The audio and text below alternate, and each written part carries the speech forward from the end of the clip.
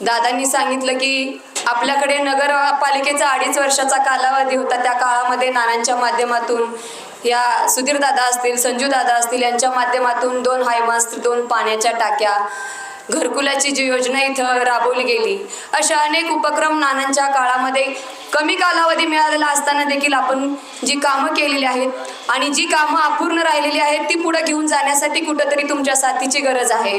इथं उपस्थित सगळ्याच महिला ज्या आहेत त्या माझ्या रोजच्या परिचयाच्या आहेत, रोजचा संपर्क आहे आपला इथला. काल मी इथं चहाला थांबलेले असताना माझी ताई मला म्हणाली की गेली 25 वर्ष मी इथून कामाला तिथं हॉस्पिटलपर्यंत जाते आणि आजही रोड इथला तसाच आहे, घाण तशीच आहे, गटार तशीच आहे, कधीही ती स्वच्छ केली जात नाही.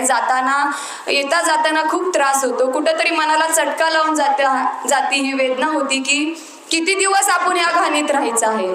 माझा उपस्थित पुरुषांच्या तुलनेत महिलांना या गोष्टीचा जास्त त्रास होतो. इथं उपस्थित महिलांनी मला हात वर करून सांगायचंय की किती दिवस ह्या घाणीत आपण जगायचंय. कुठं तर बदल घडवायची गरज आहे का नाही? हात वर करून सांगा की गरज आहे की नाही बदलायची. आज आपल्या पंढरपूरचा चेहरा मोहरा बदलायचा असेल तर आपल्याला कुठंतरी आपला माणूस, आपल्या वेदना जाणून घेणारा माणूस तिथं नगरपालिकेत पाठवण्याची गरज आहे. आज कुठल्याही समस्याला सामोरं जात असताना रात्री कितीही वाजता तुम्ही सुधीर दादाला फोन करा किंवा संजू दादाला फोन करा, ही पोरं तुमच्या पाठीमागे येऊन भक्कम उभा राहण्यासारखी आहेत. दुसरा कोणता असा उमेदवार आहे की तुमच्यासारख्या गोरगरिबांच्या हाकेला धावून येणारा, याचा विचार करण्याची ही गरज आहे. आज पंढरपूरमध्ये या नगरपालिकेच्या निवडणुकीला सामोरं जात असताना अनेक प्रश्न समोर उभे राहतात की गेली 40 वर्ष सत्ता असताना देखील कुठलाच विकास आपल्या तालुक्यात झालेला नाही. आणि आज कुठला अजेंडा, असा कुठली ब्लूप्रिंट तुम्ही घेऊन उतरलाय की येणाऱ्या 5 वर्षात ती पूर्ण करणार आहात तुम्ही? गेली 40 वर्षात तुमच्या हातून एकही काम चांगलं घडलेलं नाही आणि आता पुढच्या 5 वर्षात तुम्ही काय करणार आहात? वेळोवेळी आणि सगळ्यात महत्त्वाची गोष्ट, आज संविधान दिन आहे आणि संविधानाने दिलेला अधिकार नगराध्यक्ष पदाचा एक महिलेचा आहे. इथं भरपूर महिला आहेत. मी वेळोवेळी समोरच्या विरोधकाला आवाहन करते की महिलेचा अधिकार महिलेसाठी मर्यादित राहू द्या. समोर येऊन बोला, उमेदवाराला त्यांचे विजन मांडण्याची संधी द्या, पण कुठंतरी उमेदवाराला पाठीमागं ठेवून त्या ताईंचा आवाज दाबण्याचा प्रयत्न, समोरचा त्यांचे मिस्टर असू द्या, लक्ष्मण शिरसट असू द्या किंवा त्यांचा मुलगा विक्रम शिरसट करत आहेत, कुठंतरी हे थांबलं पाहिजे.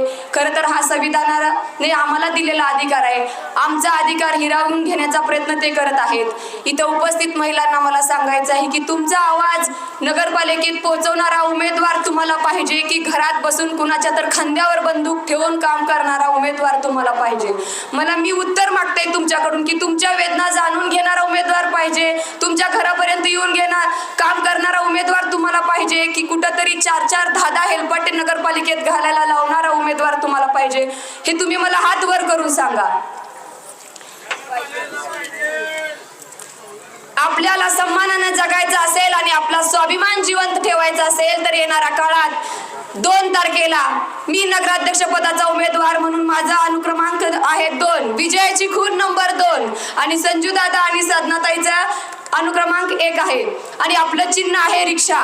काल झालेला प्रकार प्रत्येक व्यक्तीने पाहिलाय नगरपालिकेत, कशा प्रकारे आपल्यावर अन्याय अत्याचार करून दमदाटी करून आपला आवाज दाबण्याचा प्रयत्न केला होता. पण आम्ही देखील संविधान हाताशी धरून तिथं आमच्या न्यायाची लढाई लढत असताना तुम्ही सगळ्यांनी बघितले काल नगरपालिकेत झालेला जो प्रकार आहे, तर तिथं तो प्रकार मी माझ्या हक्कासाठी करू शकते, तर नक्कीच उद्या तुमच्यावर कुठलीही काही हो द्या, मी तुमची लेक म्हणून, तुमची एक सहकारी म्हणून तुमच्या सोबत असेन अशी एक विश्वास तुम्हाला देण्यासाठी इथं उभा आहे. आणि म्हणून येणाऱ्या काळामध्ये कुणी काही सांगू द्या, कुणी काही तुम्हाला सांगू द्या, कुठालाही कुठल्याही भूलथापांना बळी पडायचं नाही. येणाऱ्या काळामध्ये आपल्या सर्वसामान्यांचा आवाज जर नगरपालिकेत पोहोचवायचा असेल तर रिक्षा या चिन्हासमोरील बटन दाबून आपल्या 3ही उमेदवारांना भरपूर मतांनी विजय करण्याचं काम तुम्ही करायचं आहे. आपलं एक मत कशासाठी पाहिजे? आपला आवाज नगरपालिकेत पोहोचण्यासाठी पाहिजे.